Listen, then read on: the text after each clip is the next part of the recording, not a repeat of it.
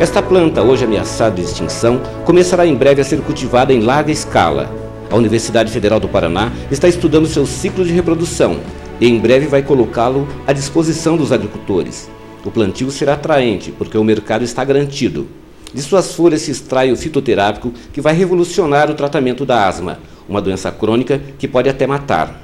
O problema da asma é que acontece o seguinte, ela ocorre uma produção em excesso de espasmos que se alojam nas vias respiratórias, o popular catarro.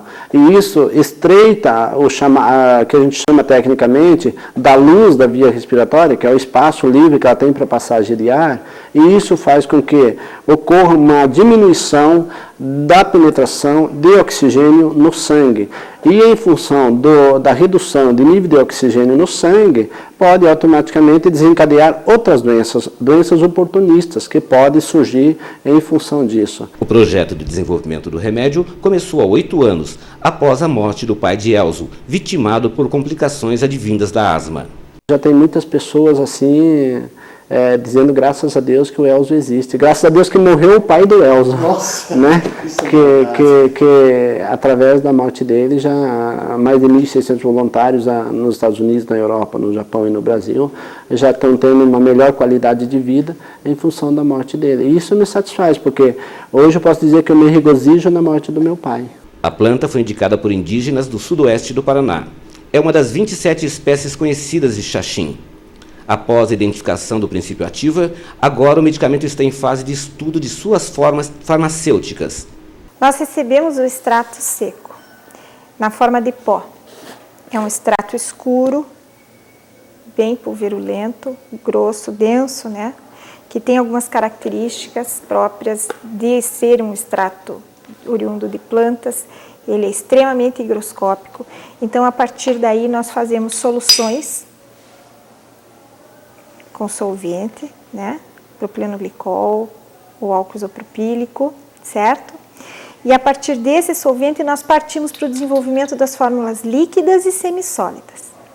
Dentre as fórmulas líquidas que a gente está desenvolvendo no laboratório, nós temos aqui uma suspensão dietética que vem atender às necessidades de crianças, adultos, idosos e diabéticos. É uma tendência a não utilizar a sacarose nas preparações.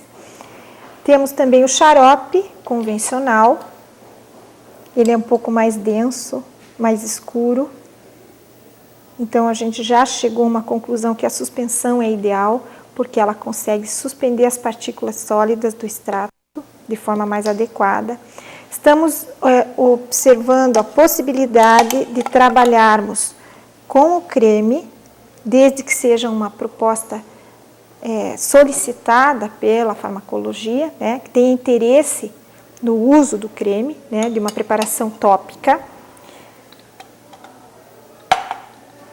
E quando trabalhamos diretamente com o pó, fazemos as cápsulas e estamos desenvolvendo também os comprimidos. O que nós temos que entender é que o fitoterápico é um medicamento complexo.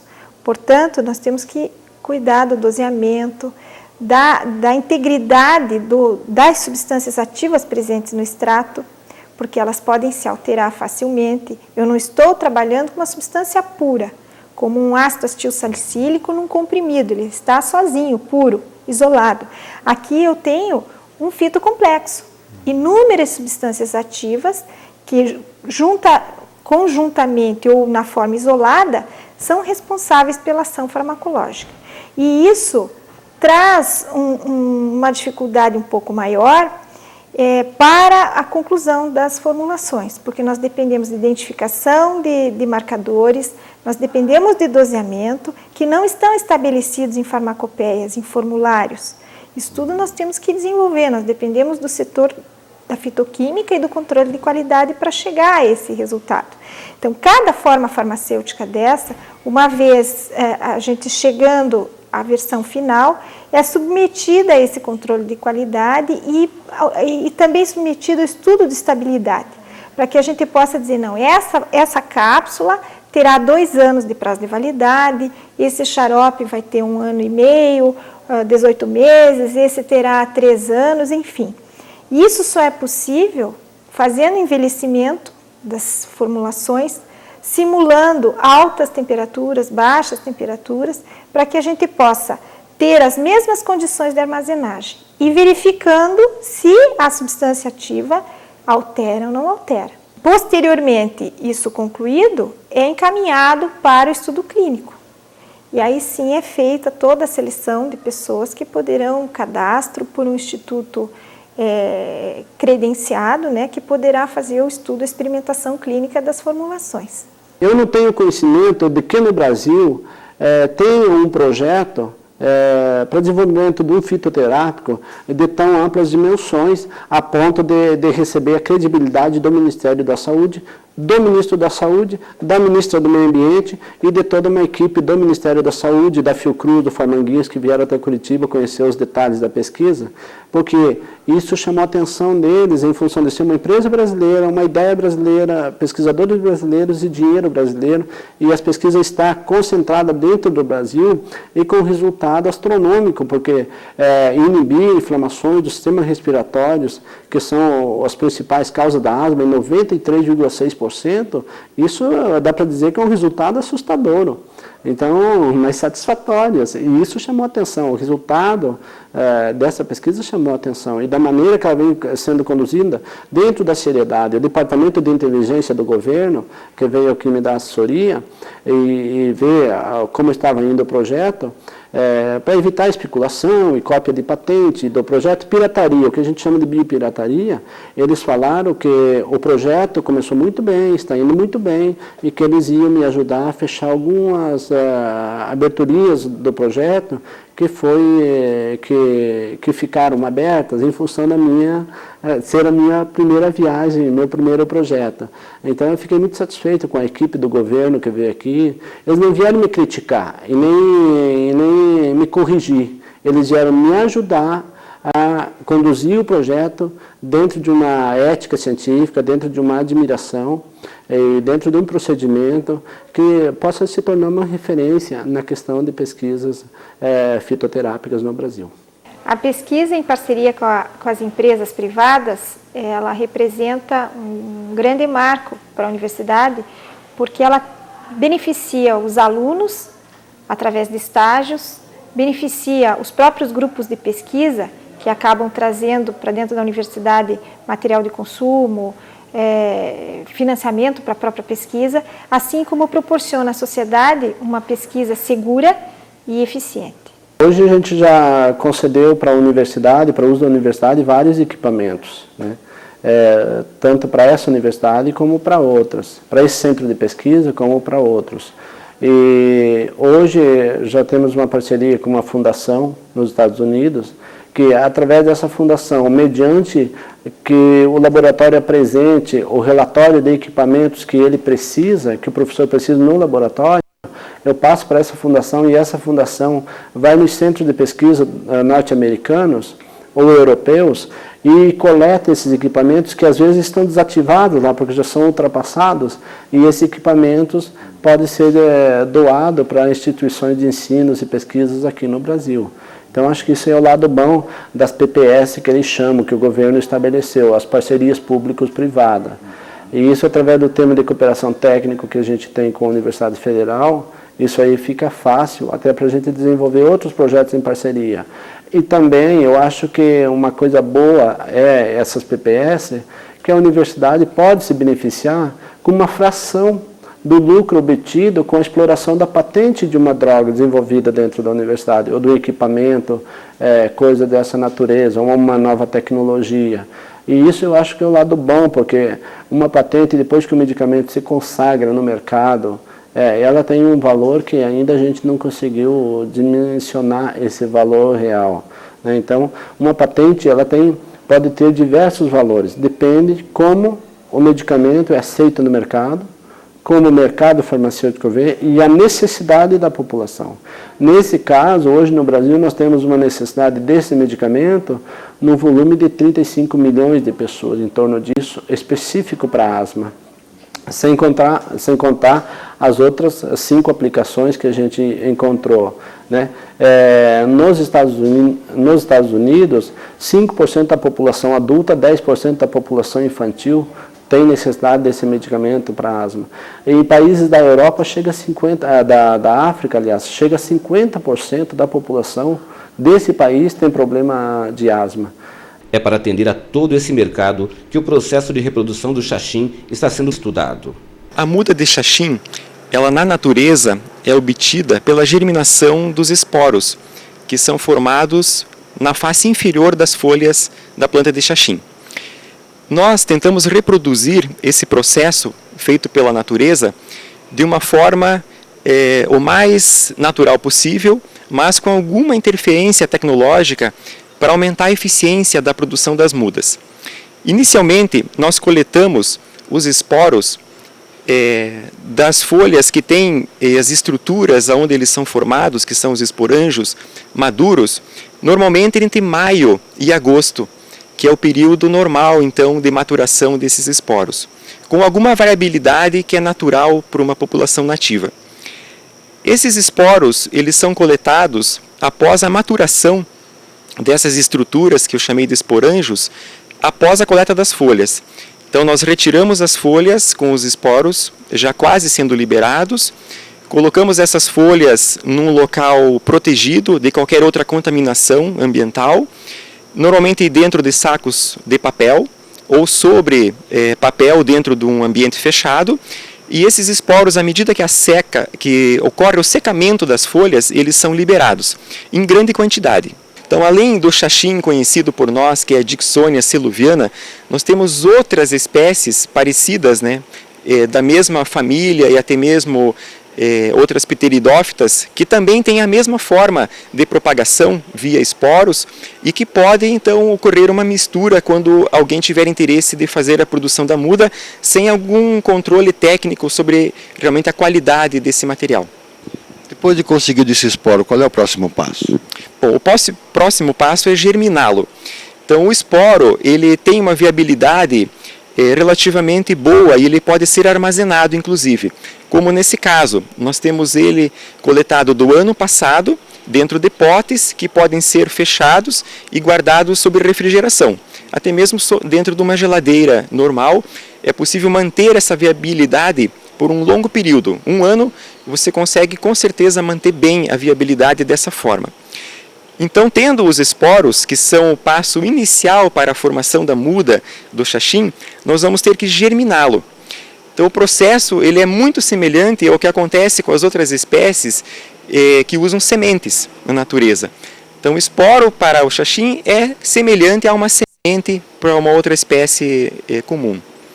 A germinação, nós, a partir de 2004, quando iniciamos o projeto com o xaxim, estudamos inúmeras formas de aumentar a eficiência da germinação e tornar a obtenção da muda segura no sentido de não ter contaminação com outras pteridófitas. Essa tecnologia que eu vou apresentar agora foi uma das que se mostrou mais viável e a que até no momento nós estamos recomendando. Nós fazemos a germinação dos esporos dentro de caixas plásticas, onde o substrato é colocado dentro dessa caixa, umedecido, e o esporo é espalhado sobre o substrato, como se fosse uma nuvem. Ele é dispersado, né, sobre o substrato, sem ser enterrado ou mexido. Ele é apenas colocado sobre o material. Esse substrato, nós também já realizamos alguns estudos, inclusive alguns trabalhos que serão publicados, e encontramos alguns que se mostraram melhores para a germinação. Então, para um agricultor que deseja fazer a produção da muda de xaxim, ele vai ter muitas opções da sua própria propriedade de materiais para utilizar. Mas, se for possível utilizar alguns dos substratos que eu vou comentar, a germinação vai ser melhor. Então, um dos que se mostraram muito bons para a germinação foi um substrato comercial, à base de vermiculita e turfa, que é o Plantmax, que é esse que está dentro das caixas. Nós também obtivemos boa germinação num substrato a partir de um musgo natural, que é o asfagno, que é encontrado de forma comum em áreas abertas alagadas. Então, esse musgo também é um material que retém água em boa quantidade e permite também uma boa germinação desses esporos. Outros substratos com matéria orgânica, como materiais utilizados, terra preta, serrapilheira de mata, que é aquela camada de folhas e material em decomposição que muitas pessoas utilizam até para a produção de outras mudas, é um material um pouquinho complicado, no sentido que traz uma quantidade muito grande de outros esporos, não de Dicksonia seloviana, que é a espécie aqui que nós temos de interesse. Então, esse tipo de substrato retirado de matas, ele traz esse risco, que é a ocorrência da germinação não só da espécie de interesse. Então ele é um substrato que pode trazer problemas, né, para quem vai fazer a produção da mudas, e como as espécies no seu início de crescimento são muito parecidas, isso é difícil de a gente separar sem a identificação botânica por um especialista. Então, voltando ao nosso processo recomendado, nós fazemos então a pulverização desses esporos sobre o substrato, dentro dessa bandeja, e a bandeja é fechada com um saco plástico para que não ocorra a contaminação de outros esporos que podem ser carregados pelo vento. Então, a bandeja fechada, ela vai tornar o ambiente úmido o suficiente para que ocorra a germinação, e também nós utilizamos telas, como essa tela de sombrite, que vai causar um escurecimento ou um sombreamento também necessário para uma boa germinação. Então, o esporo do xaxim, ele não tem uma boa germinação a pleno sol. E também não tem uma boa germinação em ambiente seco. Então, ele precisa dessa condição de sombreamento e umidade, que pode ser facilmente obtida, então, dessa forma que eu apresentei aqui. Quanto tempo tem essa planta? Bom, a germinação, ela é rápida. Os esporos, em torno de 7 a 14 dias, eles germinam.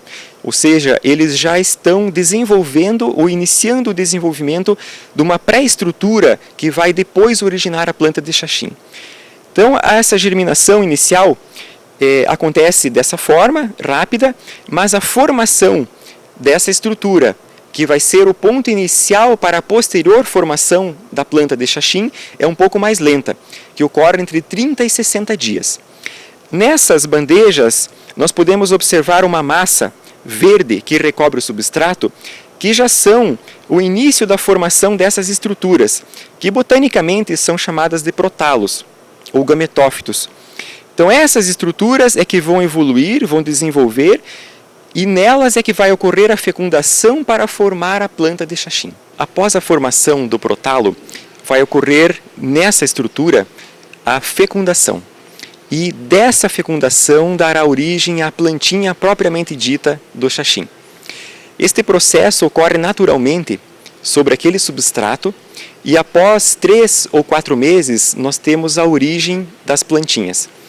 As plantas com pelo menos 2 centímetros de altura e 2 folhas visíveis, elas são individualizadas e transplantadas para esses recipientes, que são tubetes plásticos, onde nós podemos agora terminar o crescimento da planta até que ela atinja um tamanho suficiente e esteja com resistência para suportar um transplante a campo.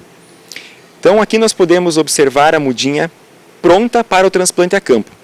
Do processo que nós apresentamos da germinação do esporo até essa muda estar pronta a ser levada a campo, leva em torno de 1 ano. É o processo médio, o tempo médio então para a formação da muda do xaxim até o ponto de transplante. Nós vamos este ano implantar o primeiro experimento a campo com as mudas produzidas nas condições que foram apresentadas. Então nós não temos ainda uma ideia exatamente clara e precisa do tempo que essa muda vai levar para o desenvolvimento até que seja possível a coleta das folhas, que são a matéria-prima para a produção posterior do fitoterápico. Mas acreditamos, por observações de plantas que temos na natureza, que a partir do 3º ano será possível fazer a colheita. Vocês vão inclusive colocar a campo aberto, qual é o objetivo? Nós vamos tentar simular uma situação real que os agricultores deverão vivenciar. Então nós não vamos fazer a implantação inicial das mudas dentro de matas ou florestas, mas sim vamos fazer a implantação em campo aberto, simulando a implantação de uma lavoura normal, para justamente observar as dificuldades que os agricultores terão no processo quando desejarem cultivar essa planta para a produção das folhas. Nós temos uma certa perda de rendimento ao longo do processo, o que é natural. Então nós iniciamos, claro, com muitos esporos, que são estruturas muito pequenas e que temos facilmente numa quantidade muito grande. Quando colocamos para germinar, nós germinamos milhões de esporos nessas bandejas plásticas, mas mesmo com uma alta eficiência de germinação, acima de 70% ou 80%, nós ainda vamos ter uma grande quantidade de esporos que não vão formar o protalo, muitas vezes no tempo que nós desejamos. Então, os protalos que se formam mais rapidamente são aqueles que também vão dar a origem às plantas de xaxim mais precocemente. Então, as plantas que se formarem antes, em torno de 6 a 9 meses, é que serão aproveitadas para a produção da muda final, e não aquelas que permanecem na caixa por um tempo muito longo, o que pode não ser interessante para quem deseja produzir mudas em escala comercial. Além do processo de cultivo tradicional, a equipe do professor Biasi pesquisa a reprodução in vitro, no laboratório. O processo da micropropagação ele é bastante semelhante ao processo da germinação ex vitro, mas ele apresenta algumas particularidades técnicas e também de resultado de pesquisa em relação a essa técnica então feita fora do laboratório. É claro que o procedimento laboratorial ele exige algumas tecnologias que nem todo agricultor vai ter disponibilidade de ter acesso. Mas empresas particulares interessadas em multiplicar em larga escala poderão, no futuro, também ter como uma outra alternativa a técnica da micropropagação para a produção de mudas em grande quantidade. O processo in vitro ele também inicia com a germinação dos esporos. Nós também germinamos dentro de um substrato, só que esse substrato ele não é mais constituído de solo ou matéria orgânica ou de outros produtos da natureza, e sim de um meio de cultura elaborado específico para esse fim de germinação. Então a composição desse meio ele é muito específico, com nutrientes, com reguladores, com sacarose, com aminoácidos, e que compõem então um ambiente nutritivo para que o esporo encontre os nutrientes necessários para o seu desenvolvimento. A germinação inicial também é rápida, em torno de 7 dias, e da mesma forma nós vamos obter aquelas pré-estruturas que vão dar depois origem à planta, que nós denominamos de protalo. Então o processo, em termos de tempo de produção de mudas, ele é extremamente semelhante ao processo ex vitro, passando pelas mesmas fases que nós apresentamos fora do laboratório. Qual é a vantagem dessa produção? A produção in vitro ela tem algumas vantagens em relação ao processo externo, que é uma enorme garantia de que nós estamos propagando a espécie desejada. Aqui sim nós tendo o controle satisfatório da obtenção do esporo da planta matriz, nós só vamos ter plantas de Dicksonia seloviana, que é o xaxim, então a espécie de interesse nossa. Porque é impossível que ocorra contaminação dentro do frasco, dentro de uma sala de crescimento e dentro de um laboratório com esporos de outra espécie. Então nós temos essa grande garantia, que é da qualidade botânica da espécie desejada. E também temos uma outra vantagem, que é o aumento da eficiência do processo. Nós comentamos que no processo ex vitro nós temos algumas perdas durante as fases que vão se sucedendo até a evolução final e obtenção da muda. In vitro, tudo isso é otimizado. Então, a germinação aumenta, a obtenção dos protalos é maior e a obtenção também de mudas finais é maior. Então, há um ganho em relação ao processo ex vitro. O estudo desse tipo de xaxim só está começando. Sua folha já demonstrou capacidade para outras proezas. O estudo não termina aqui, estamos, como falei, na primeira fase, vai muito além ainda, porque temos um horizonte pela frente, e a gente já percebeu que quando a gente fez os estudos farmacológicos, específico para asma, já apresentou outros 2 resultados para outras doenças que nós nem pensávamos que pudesse haver resultado. Então a gente tem... Quais são? Então, essas doenças a gente vai estar falando na sequência, para não tumultuar e também não levantar especulação. Até porque a asma, só com as divulgações da asma, já houve assim uma assédio muito grande em cima do medicamento, muitas pessoas querendo. E aí eu sofro agora quase que um efeito psicológico, porque as pessoas me ligam dizendo: ah, mas eu preciso do medicamento, porque eu não vou viver mais 2 meses, mais 3 meses, mais 6 meses, eu não aguento esperar o medicamento vir no mercado e tal. Mas eu tenho que, agora eu fico entre a cruz e a espada, eu tenho que obedecer à lei que determina o procedimento e também não posso deixar de dar uma esperança para as pessoas doentes, né? Dizer, não, porque o medicamento vai estar amanhã, não posso dar uma informação falsa.